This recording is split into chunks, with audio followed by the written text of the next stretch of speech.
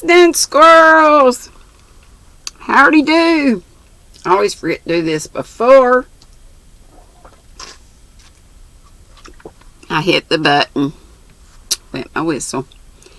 Chapter 3 in our new book, Rainbow Valley of the Anne of Avonlea series.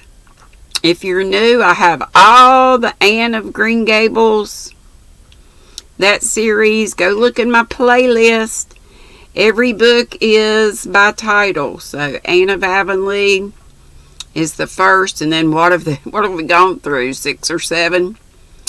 And we just started this one, Rainbow Valley, a couple days ago. We're on chapter 3 called The Ingleside Children. So we'll go ahead and get started. In daytime, the Blythe children liked very well to play in the rich, soft greens and glooms of the big maple grove between Ingleside and the Glen St. Mary Pond. But for evening revels, there was no place like the little valley behind the maple grove. It was a fairy realm of romance to them. Once looking from the attic windows of Ingleside through the mist and aftermath of a summer thunderstorm, they had seen the beloved spot arched by a glorious rainbow, one end of which seemed to dip straight down to where a corner of the pond ran up into the lower end of the valley. "Let us call it Rainbow Valley," said Walter delightedly. And Rainbow Valley thenceforth it was. Outside of Rainbow Valley, the wind might be rollicking and boisterous. Here it always went gently, like winding fairy paths ran here and there over spruce roots cushioned with moss. Wild cherry trees that in blossom time would be misty white — I love cherry trees in bloom — were scattered all over the valley, mingling with the dark spruces. A little brook with amber waters ran through it from the Glen village. The houses of the village were comfortably far away. Only at the upper end of the valley was a little tumble-down, deserted cottage referred to as the Old Bailey House. It had not been occupied for many years, but a grass-grown dike surrounded it, and inside was an ancient garden where the Ingleside children could find violets and daisies and June lilies still blooming in season. For the rest, the garden was overgrown with caraway that swayed and foamed in the moonshine of summer eves like seas of silver. To the south lay the pond, and beyond it the rippled distance lost itself in purple woods, save where on a high hill a solitary old gray homestead looked down on Glen and harbor. There was a certain wild woodsiness and solitude about Rainbow Valley, in spite of its nearness to the village, which endeared it to the children of Ingleside. The valley was full of dear friendly hollows, and the largest of these was their favorite stamping ground. Here they were assembled on this particular evening. There was a grove of young spruces in this hollow, with a tiny grassy glade in its heart, opening on the bank of the brook. By the brook grew a silver birch tree, a young, incredibly straight thing which Walter had named the White Lady. In this glade, too, were the tree lovers, as Walter called a spruce and maple, which grew so closely together that their boughs are inextricably intertwined. Jim had hung an old string of sleigh bells given him by the Glen blacksmith on the tree lovers, and every visitant breeze called out sudden fairy tinkles from it. "How nice it is to be back," said Nan. "After all, none of the Avonlea places are quite as nice as Rainbow Valley." But they were very fond of the Avonlea places for all that. A visit to Green Gables was always considered a great treat. Aunt Marilla was very good to them, and so was Mrs. Rachel Lynde, who was spending the leisure of her old age in knitting cotton warp quilts against the day when Ann's daughter should need a setting out. There were jolly playmates there, too, Uncle Davy's children and Aunt Diana's children. They knew all the spots their mother had loved so well in her girlhood at Old Green Gables, the long Lover's Lane that was pink-hedged In Wild Rose time, the always neat yard with its willows and poplars, the Dryad's bubble, lucent and lovely as of yore, the lake of shining waters and Willowmere. The twins had their mother's old porch gable room, and Aunt Marilla used to come in at night when she thought they were asleep to gloat over them, but they all knew she loved Jim the best. Jim's the favorite of Susan and everybody. Jim was at present busily occupied in frying a mess of small trout which he had just caught in the pond. His stove consisted of a circle of red stones with a fire kindled in it, and his culinary utensils were an old tin can hammered out flat, and a fork with only one tine left. Nevertheless, ripping good meals had before now been thus prepared. Jim was the child of the House of Dreams. All the others had been born at Ingleside. He had curly red hair like his mother's and frank hazel eyes like his father's. He had his mother's fine nose and his father's steady, humorous mouth, and he was the only one of the family who had ears nice enough to please Susan. But he had a standing feud with Susan because she would not give up calling him Little Jim. It was outrageous, thought 13-year-old Jim. Mother had more sense. "I'm not little anymore, Mother," he had cried indignantly on his 8th birthday. "I'm awful big." Mother had sighed and laughed and sighed again, and she never called him Little Jim again, in his hearing at least. He was and always had been a sturdy, reliable little chap. He never broke a promise. He was not a great talker. His teachers did not think him brilliant, but he was a good all-round student. He never took things on faith. He always liked to investigate the truth of a statement for himself. Once Susan had told him that if he touched his tongue to a frosty latch on the skin would tear off it. What? Touched his tongue to a frosty latch. I guess it makes me think of the kid that stuck his tongue on the flagpole or whatever it was in A Christmas Story.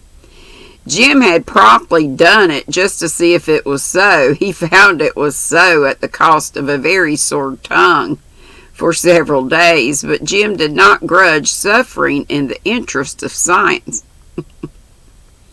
By constant experiment and observation, he learned a great deal, and his brothers and sisters thought his extensive knowledge of their little world quite wonderful. Jim always knew where the first and ripest berries grew, where the first pale violets shyly wakened from their winter's sleep, and how many blue eggs were in a given robin's nest in the maple grove. He could tell fortunes from daisy petals, and suck honey from red clovers, and grub up on all sorts of edible roots on the banks of the pond. While Susan went in daily fear that they would all be poisoned. He knew where the finest spruce gum was to be found, in pale amber knots on the lichened bark. He knew where the nuts grew thickest in the beech woods around the harbor head, and where the best trouting places up the brook were.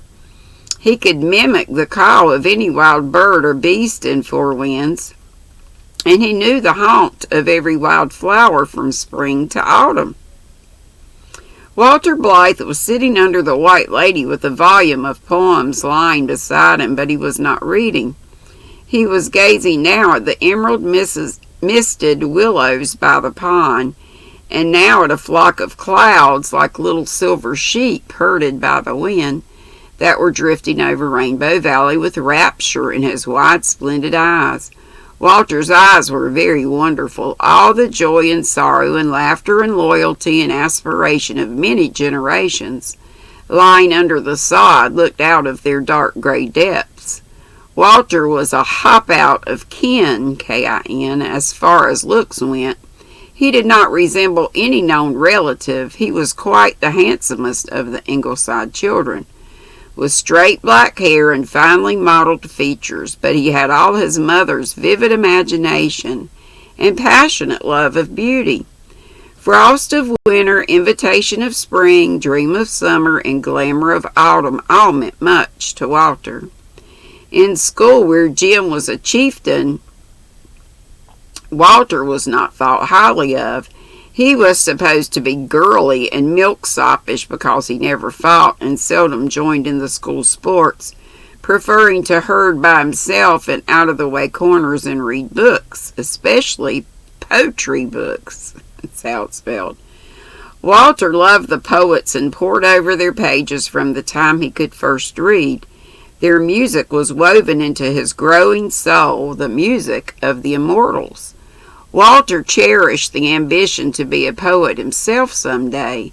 The thing could be done. A certain Uncle Paul, so called out of courtesy, who lived now in that mysterious realm called the States, was Walter's model. Uncle Paul had once been a little schoolboy in Avonlea, and now his poetry was read everywhere.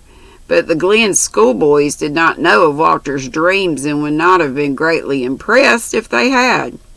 In spite of his lack of physical prowess, however, he commanded a certain unwilling respect because of his power of talking book talk.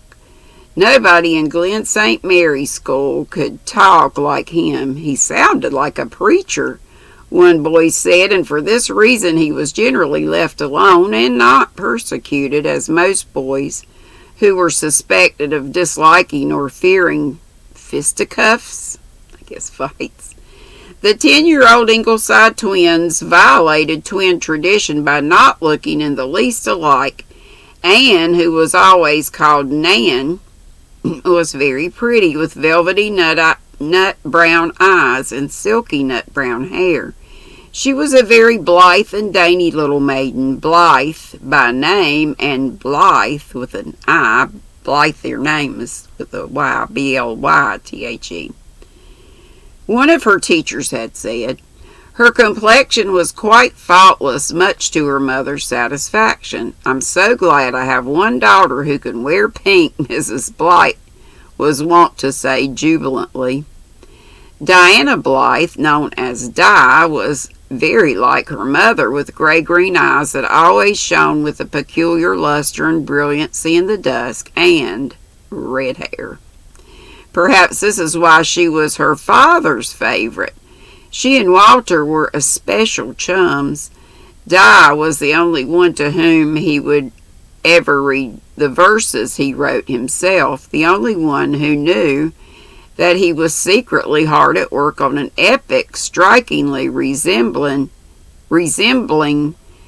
Marmion in some things, if not in others. She kept all his secrets, even from Nan, and told him all hers. Won't you soon have those fish ready, Jim? Said Nan, sniffing with her dainty nose. The smell makes me awfully hungry. They're nearly ready, said Jim, giving one a dexterous turn. Get out the bread and the plates, girls. Walter, wake up. How the air shines tonight, said Walter dreamily. Not that he despised fried trout either by any means, but with Walter, food for the soul always took first place. The flower angel has been walking over the world today, calling to the flowers. I can see his blue wings on that hill by the woods. Any angel's wings I ever saw were white, said Nan. The flower angels aren't. They are a pale misty blue, just like the haze in the valley. Oh, I wish I could fly. It must be glorious. One does fly in dreams sometimes, said Di. I never dream that I'm flying exactly, said Walter, but I often dream that I just rise up from the ground and float over the fences and the trees. It's delightful. And I always think, this isn't a dream like it's always been before. This is real. And then I wake up after all, and it's heartbreaking. Hurry up, Nan, ordered Jim. Nan had produced the banquet board, a board literally as well as figuratively, from which many a feast, seasoned as no viands were elsewhere, had been eaten in Rainbow Valley. It was converted into a table by propping it up on two large mossy stones. Newspapers served as tablecloth, and broken plates and handleless cups from Susan's discard finished the dishes. From a tin box secreted at the root of a spruce tree, Nan brought forth bread and salt. The brook gave Adam's ale of unsurpassed crystal. For the rest, there was a certain sauce compounded of fresh air and appetite of youth, which gave everything a divine flavor. To sit in Rainbow Valley, steeped in a twilight half gold, half amethyst, rife with the odors of balsam fir and woodsy growing things in their springtime prime, with the pale stars of wild strawberry blossoms all around you, and with the sough of the wind and tinkle of the bells in the shaking treetops, and eat fried trout and dry bread was something which the mighty of earth might have envied them. "Sit in," invited Nan, as Jim placed his sizzling tin platter of trout on the table. "It's your turn to say grace, Jim." "I've done my part frying the trout," protested Jim, who hated saying grace. "Let Walter say it. He likes saying grace." "And cut it short, too, Walt. I'm starving." But Walter said no grace, short or long, just then an interruption occurred. "Who's coming down from the manse hill?" said Di. And that's the end. Cliffhanger. So tomorrow, well, this will give you a clue. Chapter 4 is called The Manse Children. So the children, the pastor's children. Wonder how that's going to work out. Those wild young'uns. Get on a blue hat. But it's cold in here. I'm going to get back under my Miss Pat blanket. And I just ran this black hat up from some clearance yarn I got the other day. Oh, y'all, it is so soft. I don't know if I'm keeping it or gifting it, but I always try them on. Here's another one I ran up. Isn't it weird how the color pulled just the same here and here, but look at this. Strange, but I like it. This is some more clearance yarn. I know it looks very, very long, but with roll top brims, you just roll it, however long you want to. Let's try it on, shall we?